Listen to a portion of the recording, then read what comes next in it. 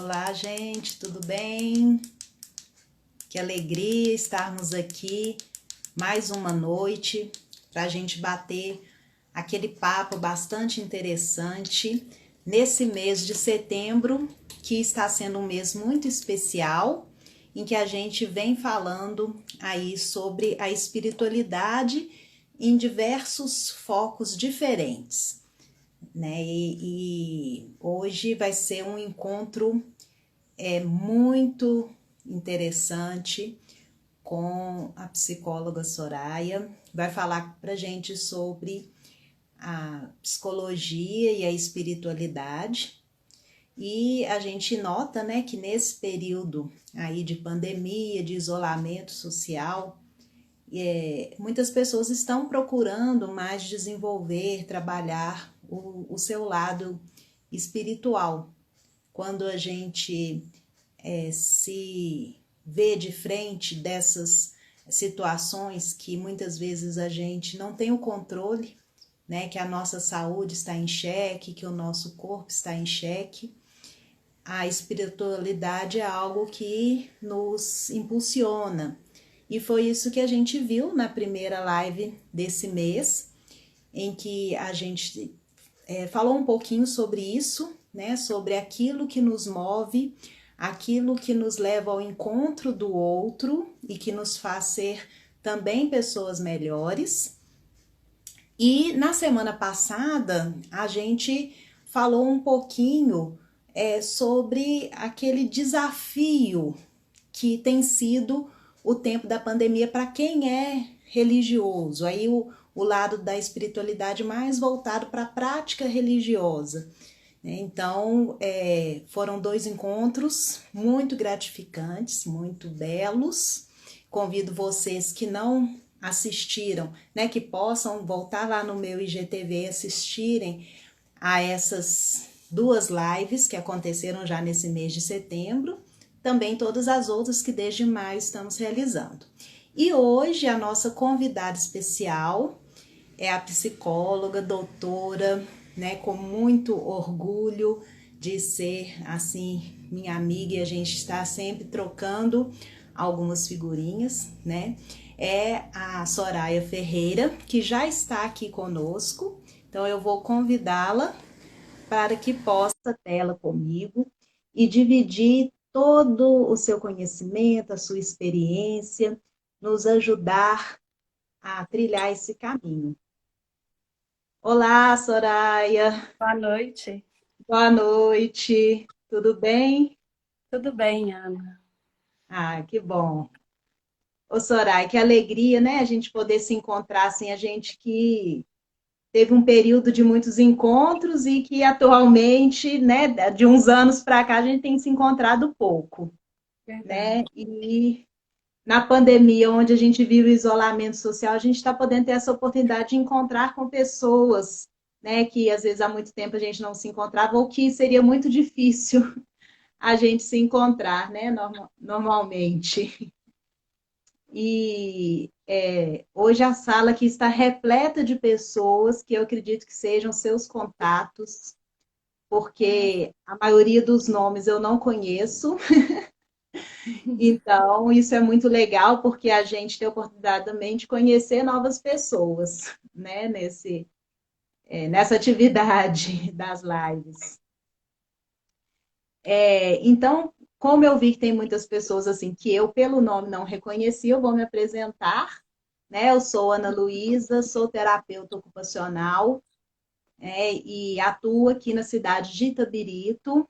Eu atuo com consultório particular e também atuo, né, numa ONG, na gestão de projetos sociais. E conheço a Soraya há muitos anos, né? A gente se conheceu aí num grupo já se conhecia a família, assim, né? Mas a gente conviveu num grupo de exercícios espirituais, o Santo Inácio, e eu venho acompanhando, assim, essa trajetória da Soraya, dos estudos dela, né? E eu queria, Soraya, assim, que você se apresentasse, que você contasse, assim, a princípio, um pouquinho, assim, dessa sua escolha, né? Como psicóloga, né, você fazer essa escolha dessa linha de estudo que você segue, né, além da linha junguiana também na ciência da religião, né? Para mim é Uhum. assim, uma coisa nova, diferente, não é muito conhecida, né? Pelo menos eu não sabia que existia essa área da ciência. Então, eu queria que você falasse primeiro assim um pouquinho sobre isso para a gente conhecer de onde partiu, né? Esse seu interesse por essa área, né? Então, seja bem-vinda, pode ficar à vontade. Boa noite, eu agradeço essa oportunidade de estar com você compartilhando esse momento. E, assim, esse interesse pela religião, né, vem antes dos estudos da graduação. E foi até o momento que a gente se conheceu também. Nós nos conhecemos, não sei se você vai lembrar, né?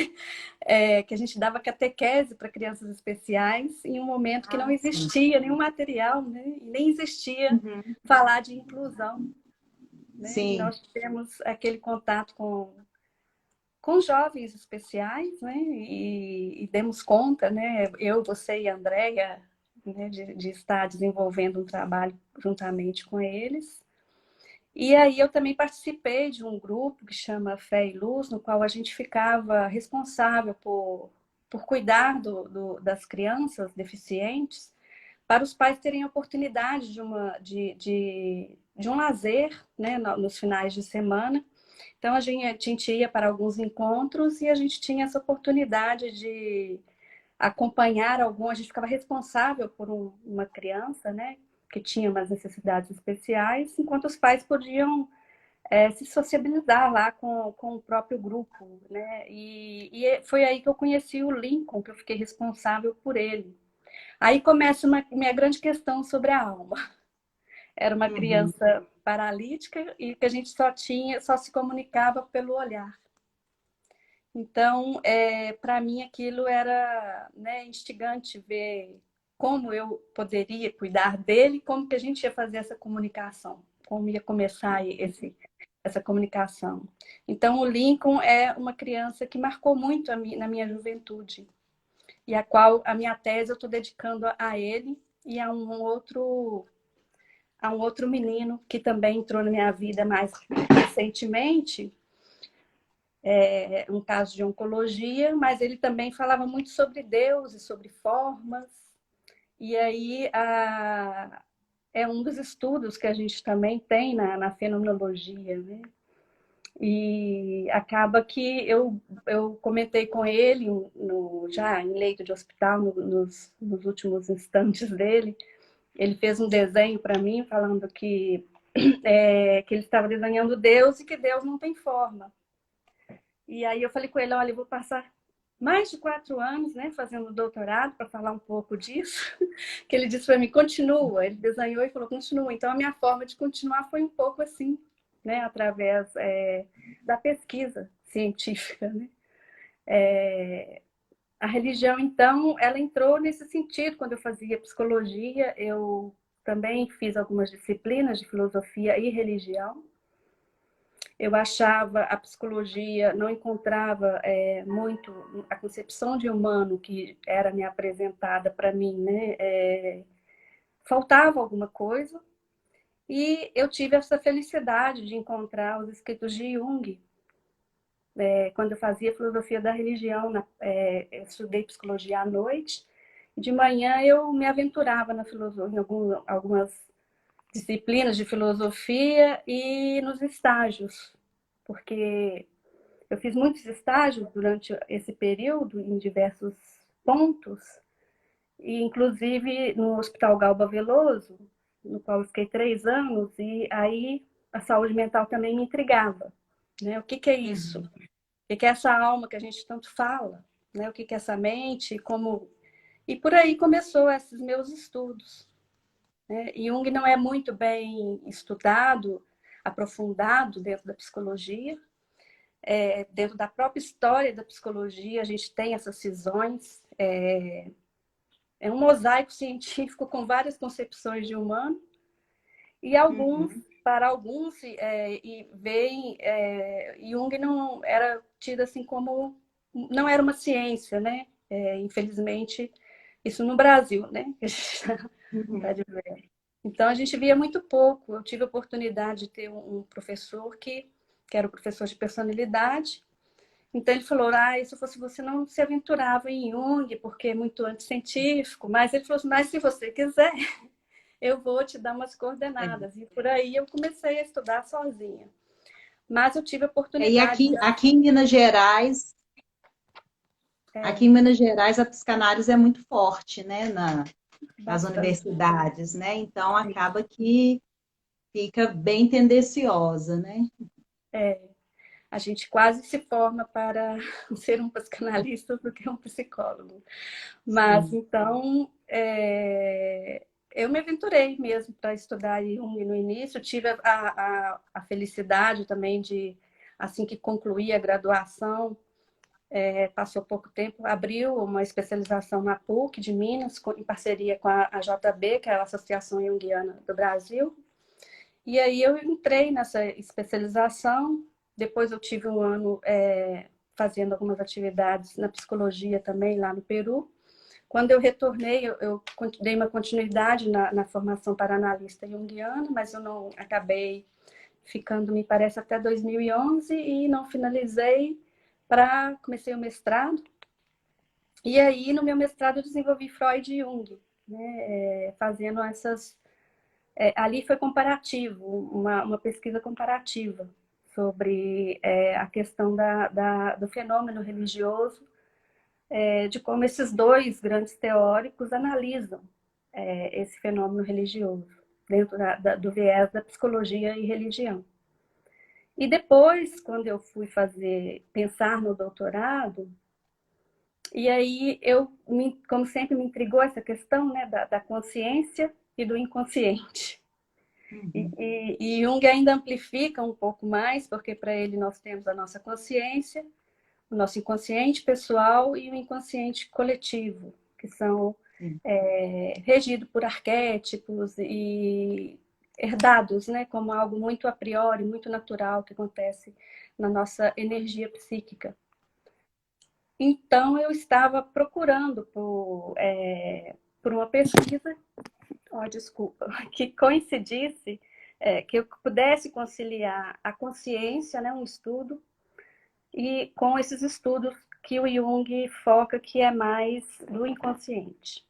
E eu tive a oportunidade de me deparar com a obra de Edith Stein na biblioteca da UFMG.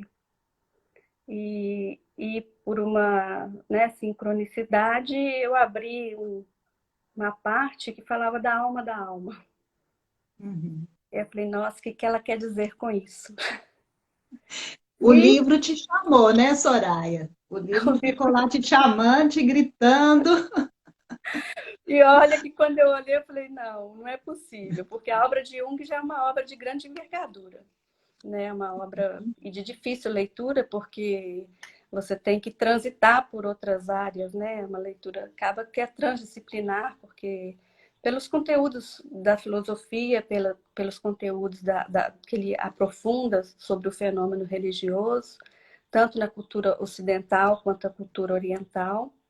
Então, não é uma leitura, é uma leitura que a gente realmente demanda muito, né, para quem está pesquisando. E aí, quando eu vi aquela obra imensa, eu falei assim, nossa, é outra obra clássica e de grande envergadura. Mas aí, quando a gente não consegue paralisar aquilo que realmente tem de ser, né? Então, eu acabei me aventurando para desenvolver essa pesquisa do doutorado com esses dois autores de epistemologias totalmente diferentes, que eu vou falar um pouco, né, para vocês. Então, não é uma pesquisa comparativa o que eu fiz, é uma pesquisa que, para mim, no meu ponto de vista, é uma pesquisa complementar. Mesmo Uhum. elas sendo diferentes, porque nós temos na história mesmo da psicologia várias concepções de humano. E aí dentro dessas concepções, tem alguns pilares que são para todas as concepções de humanos que a gente vai desenvolver, né? Que é essa preocupação com o desenvolvimento psicopatológico, com o desenvolvimento no sentido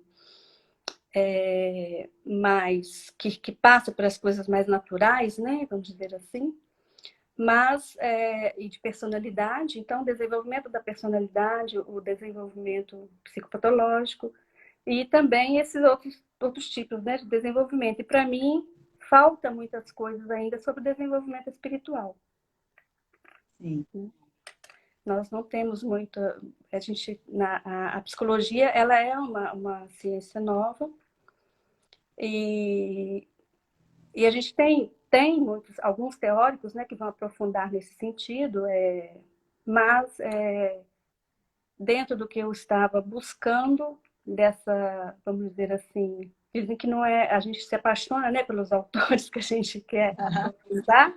Então, para mim, o Jung me complementava aquilo que eu já estava querendo, né, fazer associações e aprofundamentos.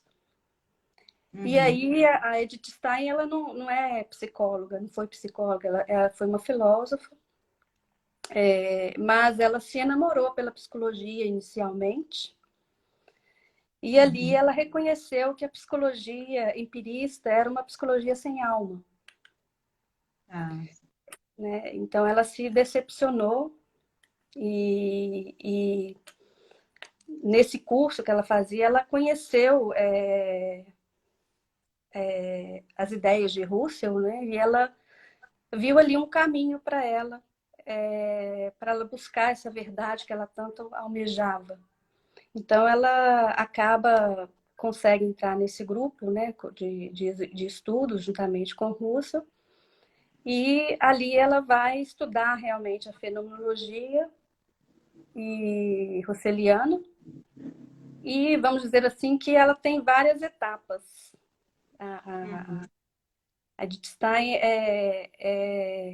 a gente pode escrever, pesquisar em várias vertentes, né?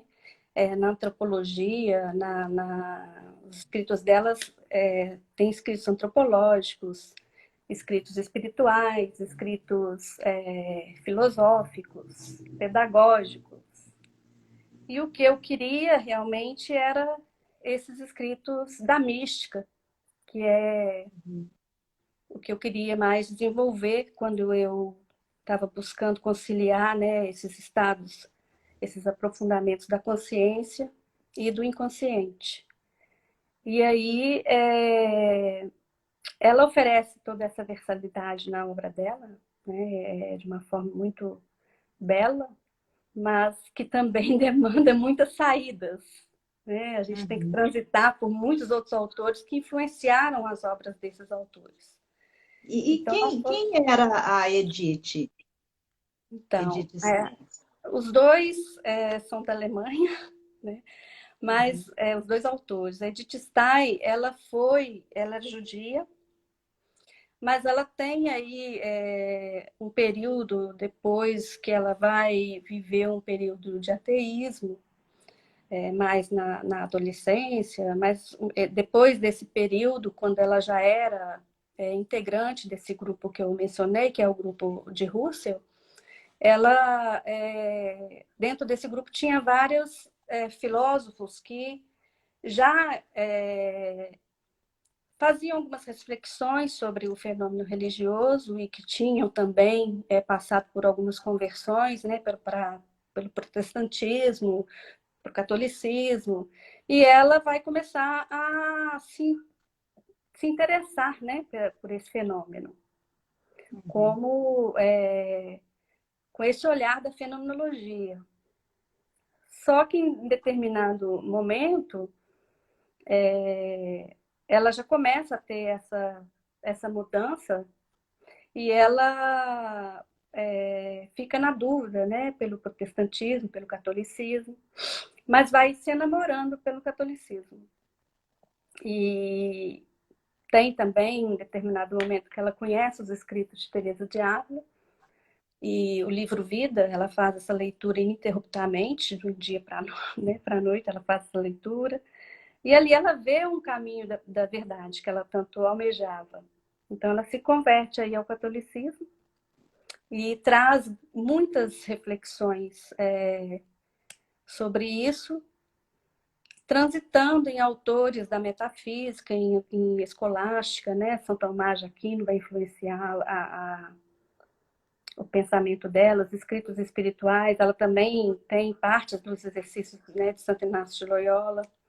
Então, ela tem toda uma versão, passa por todos esses contextos, né, vamos dizer assim. Ela é atravessada pelo fenômeno religioso, não só como uma intelectual, mas ela realmente passa a fazer aquela experiência. E isso era um dos meus objetivos também. Eu queria dois autores onde vida e obra se encontrassem, né? Que Ah, não sim. fosse algo estanque, porque Uhum. então os dois autores trazem isso também para a gente na obra deles, né? Não é alguém que fala dessa experiência do fenômeno religioso de fora, totalmente de fora, mas é alguém que vai falar dele também buscando vivenciar algumas experiências que os fazem realmente ressignificar esse Uhum. lugar, né? A Edith Stein, ela traz uma colaboração imensa com a ciência e a fé, que são duas coisas assim difíceis, né, para o É, campo científico conciliar, mas sim. ela vai Muitas trazer vezes considerado antagônico, né? é, Assim, no senso comum, né? É considerado. E hoje em dia eu sinto um movimento muito grande de transformar as pessoas, né? Que têm fé, as posições de fé em fanatismo, né? Existe uma crítica muito grande. E até mesmo no meio acadêmico, no meio profissional, tem profissionais que questionam como se nenhum profissional pudesse professar mesmo uma fé, né? Claro que a gente, dentro do campo profissional, a gente não está ali para influenciar na fé das pessoas que a gente ajuda, né? Isso é claro que não. Mas existe uma pressão hoje muito grande, né? E isso me chamou muita atenção nesse seu trabalho, né, de você enveredar para um doutorado dentro desse assunto, porque a gente vê que realmente existe uma contribuição muito grande, às vezes até dentro das religiões, para esse entendimento, né, do uhum, ser humano e que pode ajudar muito o ser humano. Então, as pessoas, algumas linhas, né, colocam como fanatismo como algo que vai ser prejudicial ao ser humano, né? E a gente já vê que essa busca da espiritualidade, né, de conhecer esse interior, ele vai trazer um benefício para o ser humano. E é aí que a ciência entra, né, nessa busca uhum. de algo que vai ser bom para o ser humano. Né? O que esses dois autores vão contribuir é justamente também nesse sentido, né? Eles estão dizendo que é possível, né, desenvolver uma psicologia com alma, é possível o ser Uhum. humano buscar essa unicidade, tríade, né, que uma integração entre o corpo vivente, como Edith Stein vai dizer, né, a alma que tem superfícies e tem profundidades, e o espírito, o intelecto, né, essa parte mais intelectiva. E Jung também vai dizer disso, né? Ele vai dizer o ser humano, ele para chegar a um estado de inteireza, ele precisa ter um equilíbrio entre essa tríade dele.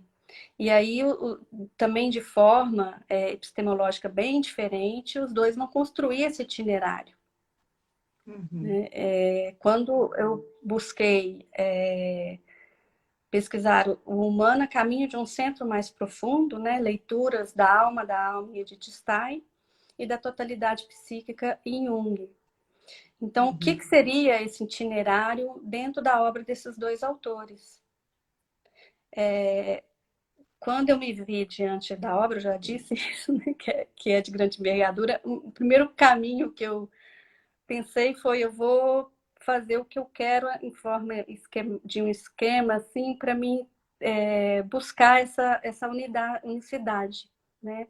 Esse ser relacional que tem aí alguns níveis de profundidade, e como que esses autores estão falando de como é esse itinerário ser possível, né, para que o humano possa realmente chegar a esse grau de interioridade maior. Então, não que eles estão negligenciando o mundo externo, né, mas ambos os autores abordam o homem como um microcosmo dentro desse macrocosmo.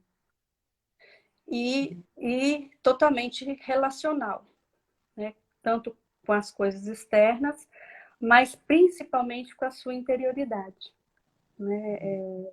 Eles vão também falar dessa forma. A alma precisa, assim, ser, assim como a gente às vezes, né, se preocupa em conhecer um pouco as estruturas corporais, a gente também precisa se preocupar ou se despertar, né? Despertar para as questões das profundidades da alma, né? Uhum. Alguns escolhem viver na superfície, Você viu mas hoje a musiquinha, né? Encontrei lá no Story. Quem for lá no Story ainda dá tempo de ouvir lá. Falei, será que ela conhece Edith Stein? Ai, ai. e outros vão buscar né, esse mais profundo. O Jung na psicologia profunda. Quando a gente fala de psicologia profunda, a gente está falando da psicologia que acredita, né, nas influências do inconsciente. Então, só que o que acontece com o Jung, até um determinado ponto, vamos dizer assim, ele fez parte de vários estudos, né, e criou até a Associação Livre, algumas coisas que deram um grande destaque para ele a nível de reconhecimento, mas em determinado momento ele vê que não era este o caminho e ele sabia que ele ia sacrificar, vamos dizer assim, o prestígio, né, acadêmico que ele já tinha conseguido, mas ele lança símbolos da transformação, que ele já sabia que ia ser um rompimento, principalmente com Freud.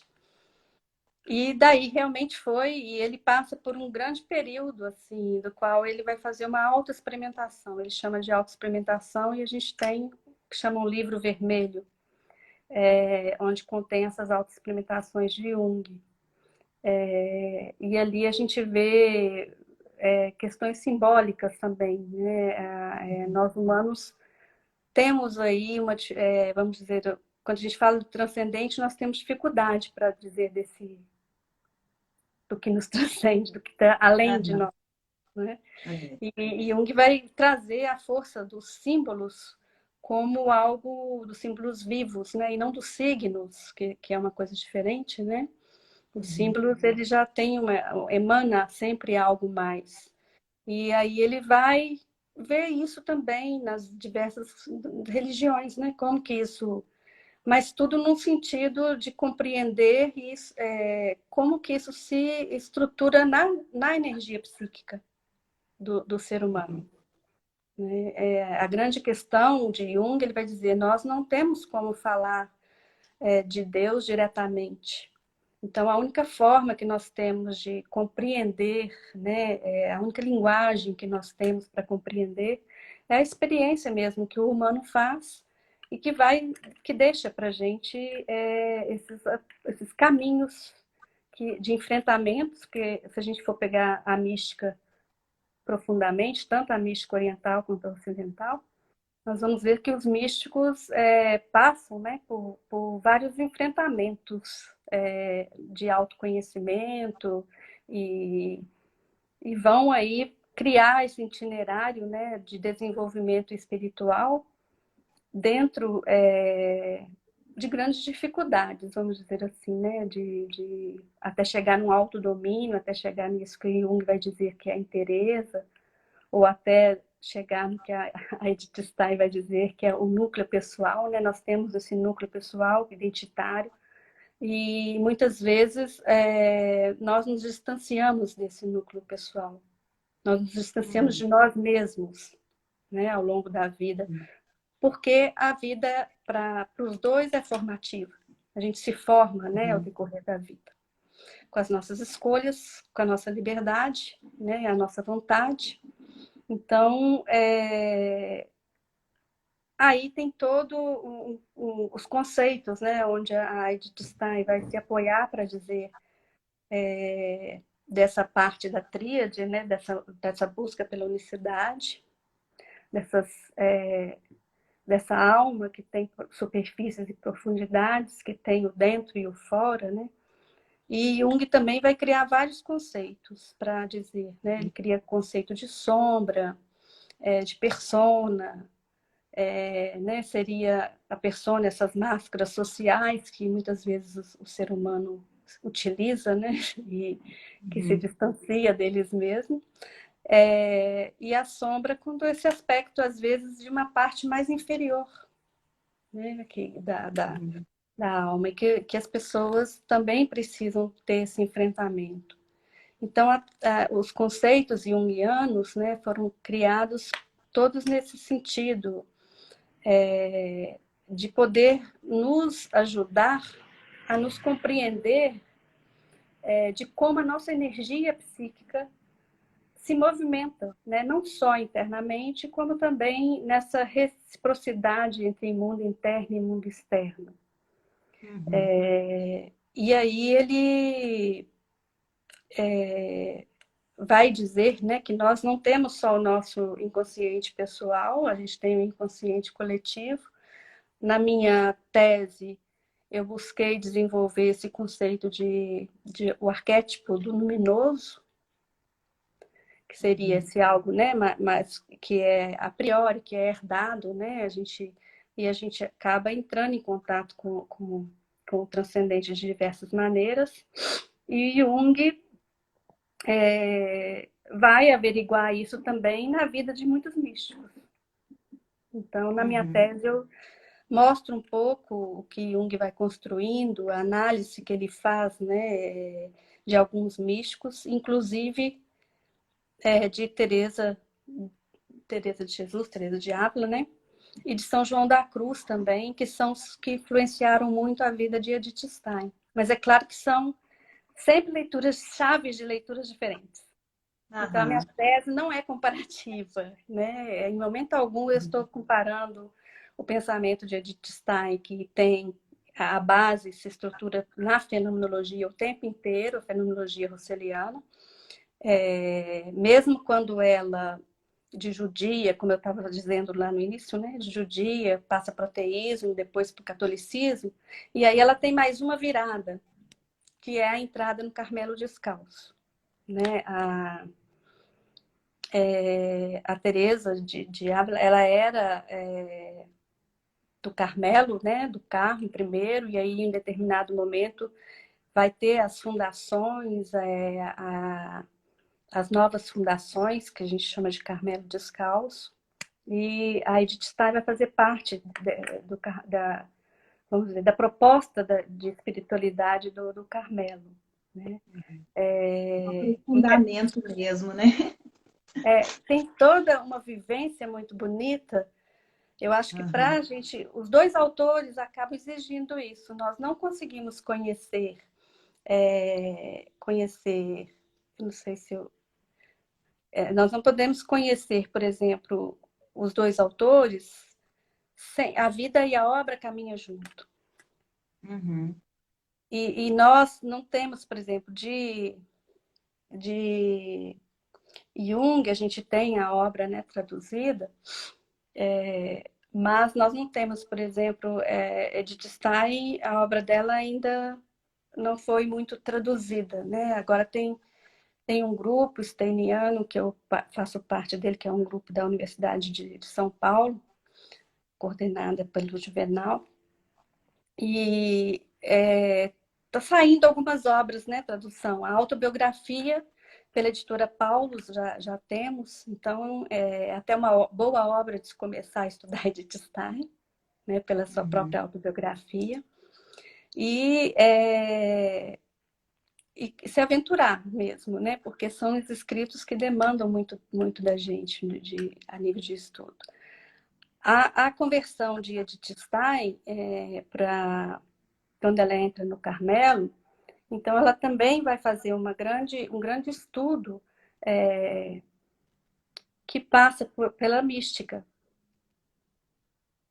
E esse era meu objetivo também, né? Eu escolhi o Departamento de Ciências da Religião da PUC, Minas, para desenvolver a minha pesquisa, porque a própria temática que eu desenvolvo não seria bem aceita na psicologia, né?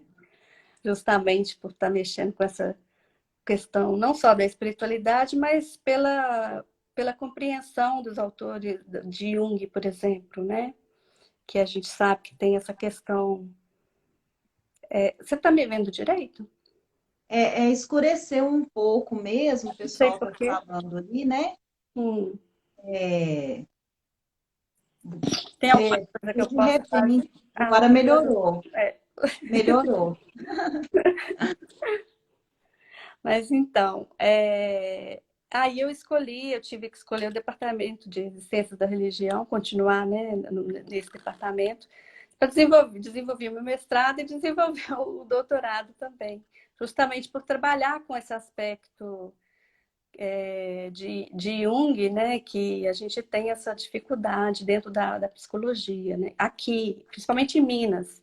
A PUC de São Uhum. Paulo, a gente já tem até doutorado em Jung mesmo, né? Então já estão mais à frente de Minas, vamos dizer assim.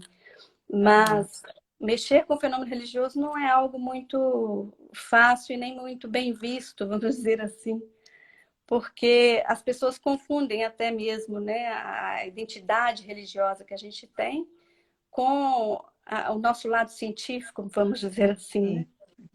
É, e isso é possível. O que eu proponho também na tese é isso. Jung usa um conceito que chama enantiodromia, que é um conceito de Heráclito, para ele dizer que consciente e inconsciente tem que se encontrar para a gente se equilibrar, né? E eu acho que a Aham. ciência também precisa disso. Então, quando eu busquei trabalhar epistemologias diferentes e busquei aprofundar, né, a consciência de Stein e o inconsciente de Jung no desenvolvimento espiritual, tinha essa intencionalidade, né, de que a gente pudesse fazer também uma enantiodromia científica, vamos dizer assim, né? Coisas que não é o habitual. A gente acha que, como cada É, concepção de humano traz algo, uma visão diferenciada, as pessoas acham que não é possível. E eu já acho possível, porque nós somos de uma complexidade imensa, sim. né? E a gente precisa dessa compreensão de transitar entre, Uhum. entre epistemologias e algumas a gente vai, com certeza, se perceber dentro delas como um caminho a ser seguido, né? Vamos dizer assim, um caminho intelectual também a ser seguido. E outras não. E foi isso que aconteceu um pouco na minha trajetória, né? Uhum. Soraya, eu vou te interromper só um pouquinho, porque a Samantha, ela perguntou o que que é o símbolo. Eu não sei, assim, se vai atrapalhar o assunto, que nós Não. já estamos, assim, faltando 15 minutos para o final, Já? porque aí seria, já, seria um assunto, assim, para falar mais de Jung, né?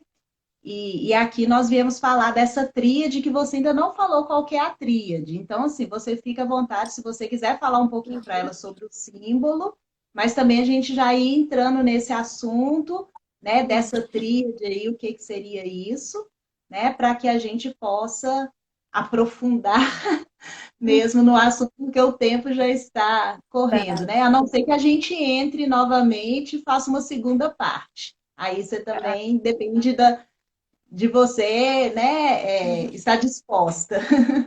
Mas aí Tá. fica à vontade.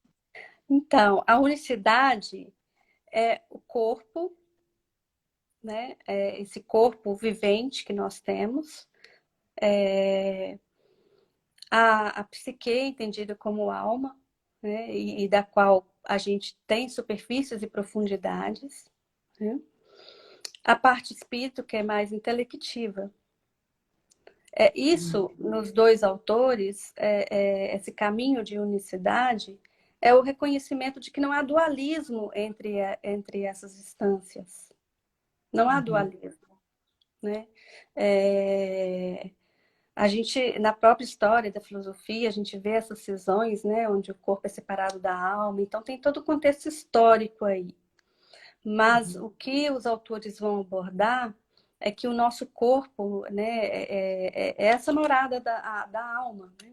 E que a alma precisa ter aí, ela tem propriedades também, né? A vontade, a memória, coisas que a psicologia gosta muito de abordar, né? E que a Edith Stein aborda com bastante profundidade, que os filósofos vão trabalhar belamente isso, né? Em busca da essência. O que é Uhum. essência? E o que a fenomenologia vai propor aí nesse sentido? E essa parte intelectual, nós vivemos uma época em que a razão teve um apogeu muito grande, né? Esse apogeu da razão já nos mostrou que não é este o caminho, né? A gente precisa dessa unicidade. Então, é claro que quando a gente fala da alma, de um centro, parece que é um centro virtual, né? Uma coisa Uhum. assim. E que o transcendente também é algo mais ainda Uhum. inalcançável. Mas os místicos, Sim. né, como já citei aqui, eles vão mostrar para a gente que não, que há uma leitura, né? A Teresa de Ávila traz as moradas do castelo interior, São João da Cruz traz as poesias, há toda uma linguagem para falar disso. E aí entra os símbolos, né? É uma linguagem simbólica para dizer de uma experiência que arrebata o ser humano para algo além de si mesmo. Então, como falar dessa experiência? E os místicos vão aí escolher a via dos símbolos como uma maneira, como uma forma de dizer disso que eles experienciam na alma, né? No centro mais profundo, como a Teresa vai dizer, né? O castelo tem várias moradas, mas a última morada, a sétima morada, é uma morada unitiva, né? Com Deus. Então, Deus habita na alma. Sim. Né? Para os místicos há essa unicidade aí, Uhum. o Deus que habita na alma. Né? E aí sim a gente está dizendo de algo que nós não podemos dizer que a mística é só para os santos da Igreja Católica, né? Ou só para os místicos que a gente vê. A mística é para nós humanos, porque isso é parte da Uhum. nossa essência, né? Da nossa constituição como ser humano. Por isso, Jung vai dizer que a nossa alma é naturalmente religiosa. Né? Ele está querendo dizer desse espaço do qual no qual nós fazemos podemos fazer experiências mais profundas. Né? Os símbolos, quando a gente vai estudar fenômeno religioso, eu faço parte também do grupo da PUC. As religiões têm a sua própria linguagem, seu universo simbólico. E é através desse universo simbólico que as pessoas também se aprofundam, se comunicam, né? Com isso que, vamos dizer assim, transcende. Então, o símbolo está muito nessa questão, né? Nós arrumamos linguagens para poder dizer de algo que arrebata o ser humano, né? Para algo além de si mesmo. Sim. A Lúcia Helena está comentando aqui, né? Porque nascemos para a santidade.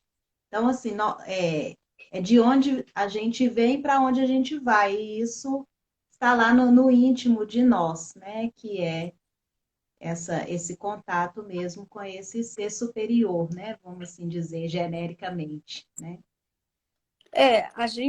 A questão, eu trabalhei em questão de um conceito, né, finito aberto para mim, né, um conceito que eu cunhei para dizer assim, desse lugar que nós vamos tentar, a gente tem a certeza da nossa finitude, né, essa é uma Uhum, certeza, né, e aí, que destino tem a alma, uhum, né, a gente pode se perguntar qual o destino da alma. Então, são questões complexas, mas que quando a gente vai estudar o fenômeno religioso, a gente acaba também passando por essas questões, né? Esses questionamentos. Por que estamos aqui? Como nos compreender? Como compreender essa nossa unicidade, né? E quando os autores propõem que nós somos um microcosmo dentro do macrocosmo, e Jung usa um conceito da metafísica que chama unus mundo, o mundo unificado, né? Esse mundo unificado só é possível se primeiro a gente também encontrar essa inteireza em nós.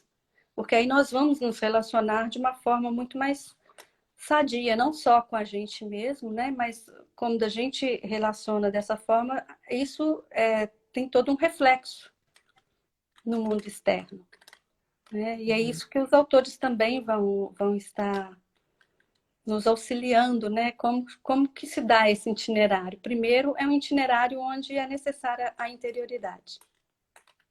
uhum. No mundo, Desligar um pouquinho, né? é, Desligar dos no, barulhos do mundo. e um mundo que nos convida a um pensamento acelerado, né? E tudo Uhum, mais, né? O que nós estamos vivendo agora, nesse tempo, né? Da pandemia, é uma oportunidade de interiorização. uhum. Mas a gente também está vendo o quanto é difícil, né? Porque nós não temos o hábito da interiorização.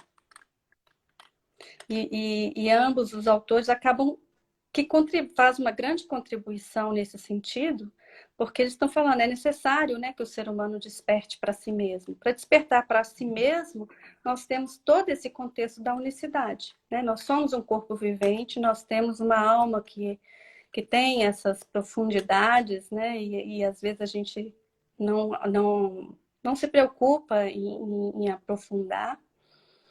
E temos também essa parte intelectiva, espírito, né? E temos o que, então, assim, a Edith Stein ela traz uma grande contribuição sobre a estrutura do humano. A estrutura do humano para ela permeia, né, nessa tríade, vista de forma de unicidade, não de dualidade. E Jung também vai fazer isso da forma dele, né? Para dizer de que isso é possível. A psicologia, né, como proposta de autoconhecimento, ela traz isso.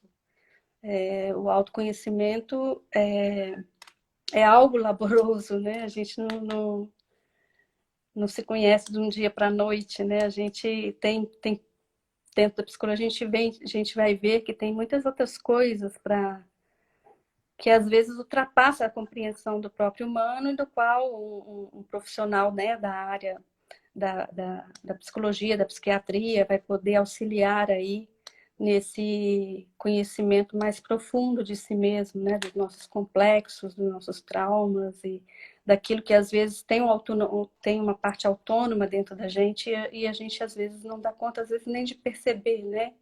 E vai aí Uhum. tendo adoecimentos psicossomáticos e tudo mais. Soraya, como que eles conceituam, né, essa diferença entre alma e espírito? Porque, para mim, eu pensava que era tudo a mesma coisa, alma e espírito. E esses autores, como que eles falam disso? Então, a Edith Stein, ela cria a estrutura da pessoa humana, né? Tem essa parte que é esse corpo vivente, do qual a gente vive, né? Nós temos esse corpo que é matéria, né? Mas nós temos Uhum, também um corpo vivente. Ou seja, minha alma se movimenta dentro do meu corpo, né? Então nós temos a alma como essa parte que tem essas propriedades que precisam também ser reconhecidas, né, como a memória, a vontade e outras coisas mais. E o espírito, essa parte intelectiva, não que é diferente do espiritual, né, do desenvolvimento espiritual. O Jung, ele já traz também um pouco, né, essa questão de como a gente pode pensar a energia psíquica, a natureza da energia psíquica. E dentro dessa natureza da energia psíquica, nós temos o corpo, a psique, a alma e o espírito. Né? E aí ele vai dizer que nós temos 4 funções psíquicas, das quais a gente, às vezes, se distancia, que as 4 precisam também dessa unicidade, que é o pensamento, a sensação, o sentimento e a intuição. Então, ele também vai trazer essa leitura, né? Essas chaves de leitura, de como a gente precisa de conciliar essas partes, que normalmente principalmente a nossa sociedade, a nossa cultura ocidental tem uma distância, às vezes, né? Da parte intuitiva, né? Os orientais têm mais acesso a essa parte, mais cultivo, né? Essa parte mais intuitiva e dos sentimentos, né? E Jung traz isso, e ele também traz os tipos psicológicos, né? O extrovertido, o extrovertido. Não que nós não tenhamos as duas Características. dentro de nós, né? Tem momentos que a gente é mais extrovertido, tem momentos que nós somos mais introspectivos, mas nós temos uma tendência, uma predominância. Os dois autores têm essa predominância mais introspectiva, né? E aí eu acho que é algo que também favoreceu eles a desenvolver uma pesquisa tão profunda como os dois desenvolvem, né? Sim. Então, são chaves de leituras complementares, como eu disse, no meu modo de compreender, né, o que eu pesquisei, que se complementam mesmo. Deixa eu dar uma viradinha para ver se ele vai melhorar. Deve ser a luz, né? Não sei. É, Mas é mas nesse agora sentido. melhorou. Teria mais alguma pergunta? Não, pergunta não. Teve um comentário aqui. Agora, deixa eu ver se eu vou conseguir.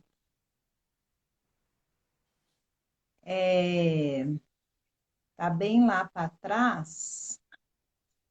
Eu achei bonito, que é das Irmãs do Cenáculo. Ah, e sumiu de Uhum. novo. Ela falou assim que a gente só consegue falar, né?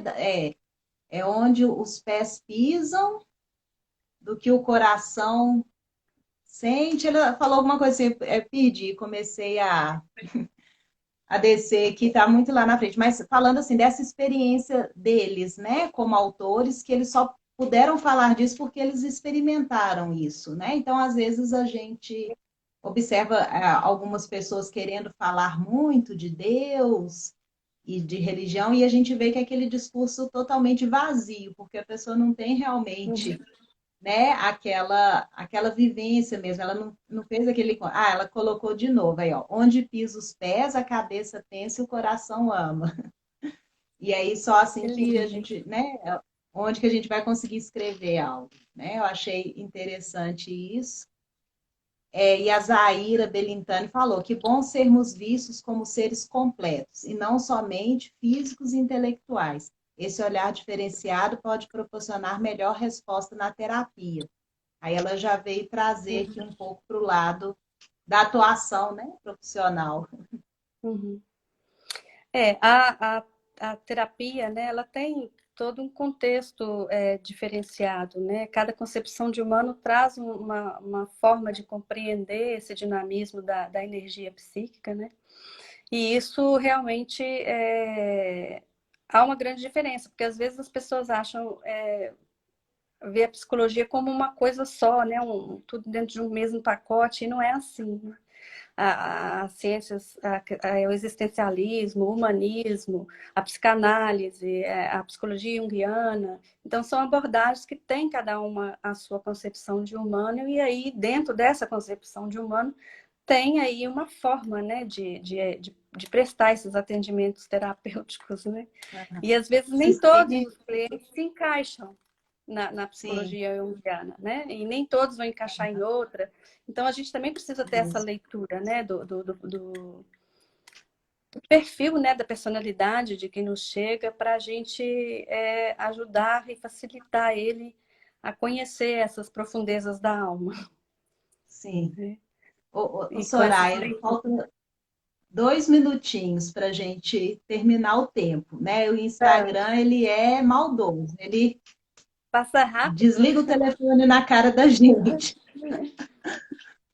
As pessoas estão pedindo um novo encontro. Hoje foi muito legal, eu nunca tive uma audiência tão grande durante a live, que às vezes muitas pessoas assistem depois, né? Até falam, ó, não vou poder estar lá, vou te assistir depois. Hoje foi o dia da maior audiência. Nós estamos com 44 pessoas nos assistindo agora e chegou a 48. Então, assim, muito legal que o assunto realmente interessou.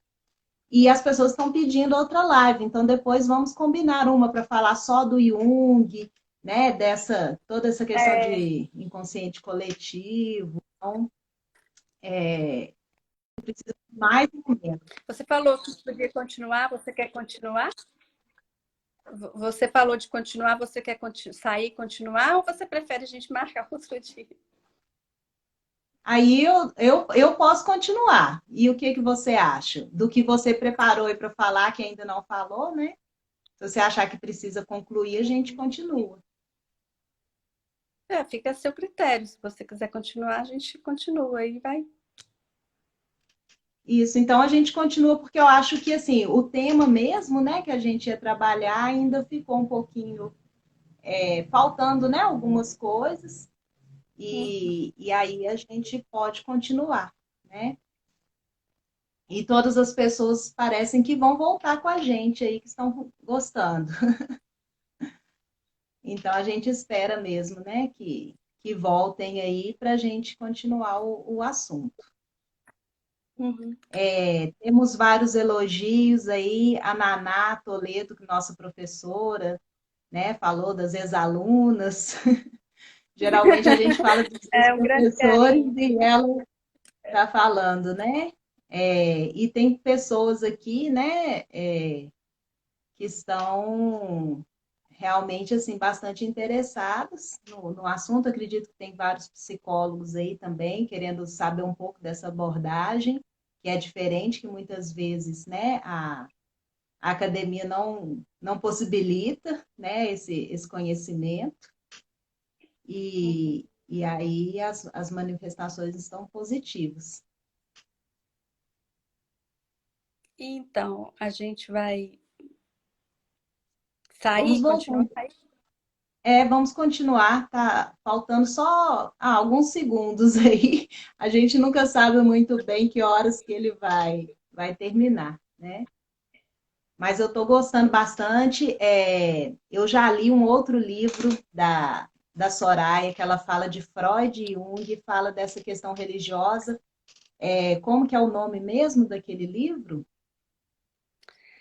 Freud e Jung do complexo de Édipo, a alma naturalmente religiosa. Isso, não, eu Né? achei muito interessante, porque essa visão do religioso, dessa busca pelo religioso que existe no humano, né? Então, apesar de ser assim, um pouco difícil a leitura, a gente tem que conhecer um pouquinho, né, de psicanálise, mas eu achei muito interessante, porque o ser humano sempre buscou isso, né, em várias culturas. Então, não é algo assim implantado do nada, né? E como algumas pessoas tentam falar, né? Como essa busca do religioso fosse algo imposto, né? E que tenta tirar de você a sua humanidade. Na verdade, é o contrário, né? A gente se encontra como humano nessa busca religiosa. Então, aquele livro também é muito interessante, né? Que pode ser um outro momento nosso também para falar dele, né? Aquela questão me chamou muita atenção do pão, né? Eu achei fantástico aquilo. Então, assim, é muito interessante mesmo. Agora sim, É, já estamos chegando no final. Ele é a minha pesquisa do mestrado. Foi a minha pesquisa de mestrado Sim, também nas ciências da religião, também no departamento da PUC Minas, né? sim. Porque a psicologia e religião, quando a gente vai dizer dela, vamos dizer assim, nós temos aqueles que vão